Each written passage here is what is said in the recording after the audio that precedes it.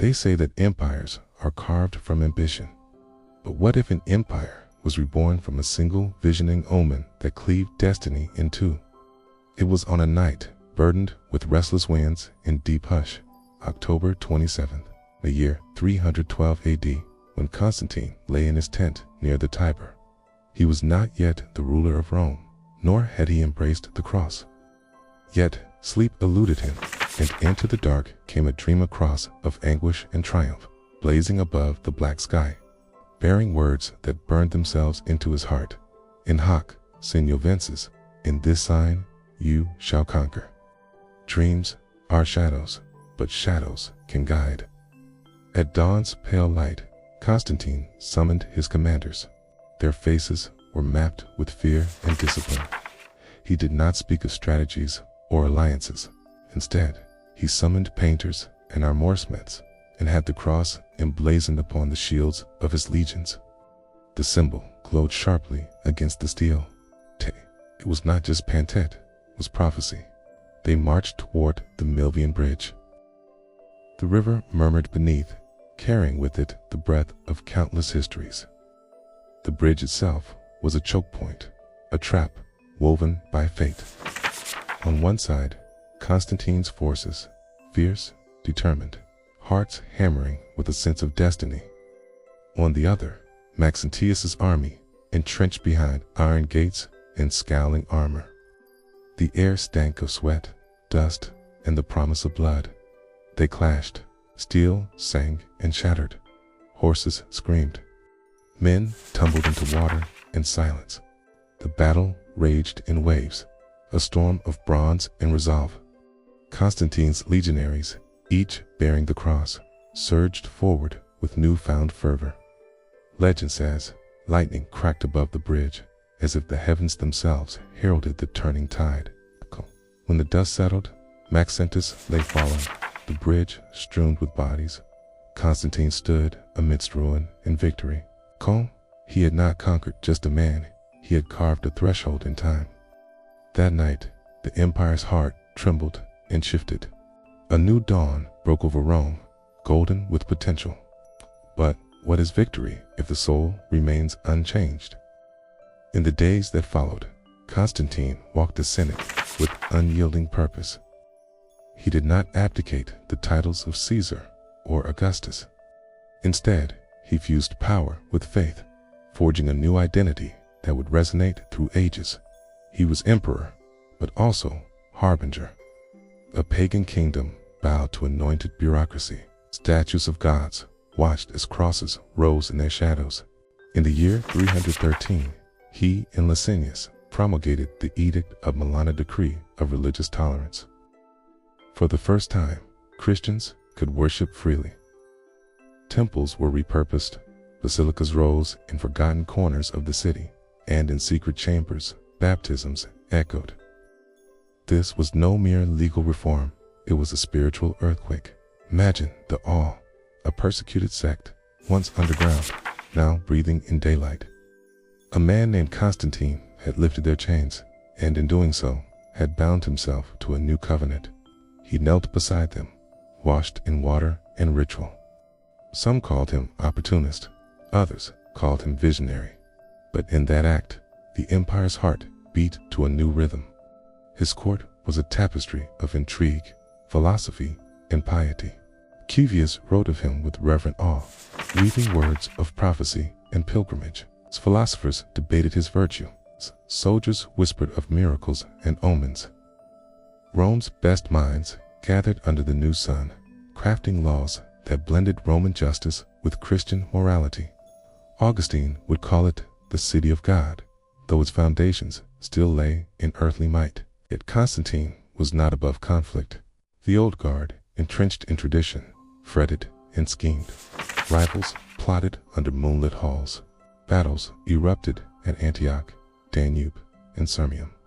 Each conflict tested the fragile unity between imperial ambition and spiritual transformation. And Constantine moved like a force of nature rallying troops with sermons of destiny, wielding banners that bore both eagle and cross, marrying the age-old symbols of empire to the new symbol of faith. He rebuilt Constantinople on the cliffs of Byzantium, not just as a convenient seat of power, but as a statement of purpose. It would be the new Rome, a light unto the world, balanced by both imperial structure and spiritual mission. He laid foundations for grand churches, Hagia Sophia among the manned, invited architects and artisans from every corner of the empire, stone and spirit intertwined. There, the empire would breathe anew. In the twilight of his life, Constantine summoned the Council of Nicaea. Bishops gathered, voices rose in debate, and doctrines were forged in the crucible of theological conflict. The Nicene Creed was born an affirmation of belief, a unifying anchor for a dispersed faith. This was not just religion, it was empire-making. He saw the power in unity of thought, unity of spirit, unity of submission to a name greater than emperor. Even as he aged, infirmity shadowed his steps. Dreams haunted him, of flocks uncounted, of visions bathed in moonlight, of a desert road where he stumbled toward a faint cross. His body weakened, but his conviction deepened. At the end, he asked, not for crowns, but for water to be baptized as a Christian. He knelt in a pool of humility, marking himself a follower rather than a ruler. His final breath carried that quiet affirmation. He died on May 22, 337 AD. The empire mourned, but the world did not forget. His funeral was a spectacle: crosses and eagles entwined, incense rising, bishops chanting. He was buried in his newly constructed church in Constantinople. In that silent tomb lay not just a man, but a threshold. Constantine's empire did not survive him in unity. The Roman world fractured into east and west. Pagan temples were shuttered, altars cracked, church fathers assumed power. Byzantium glowed for another millennium. The West faltered, only to rise again through Christendom. His ripple passed, but never died. Now, centuries later, we still feel the tremor. Our capitals echo with domes and statutes traced to Roman design. Our laws still cite Justinian's codes. Our calendars, our days of worship, our sense of moral order, they breathe with Constantine's legacy. We kneel still in basilicas, call his city by names he never spoke. We forge empires of data and ambition, not stone and faith.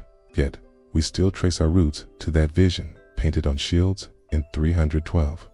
What is empire without vision, without faith, without the belief that the world itself can be shaped by the soul of one man? Constantine teaches us this, that power is not just conquest, it is conversion, it is story. It is the ability to shake the heavens and hold them in your palm. He taught that an empire can be forged not by the roar of legions alone, but by the resonance of a single cross. So, how often do we see his shadow? Every time we build a city in the name of order, every time we legislate belief, every time we cross our hearts in hope. The Roman Empire did not end at its borders.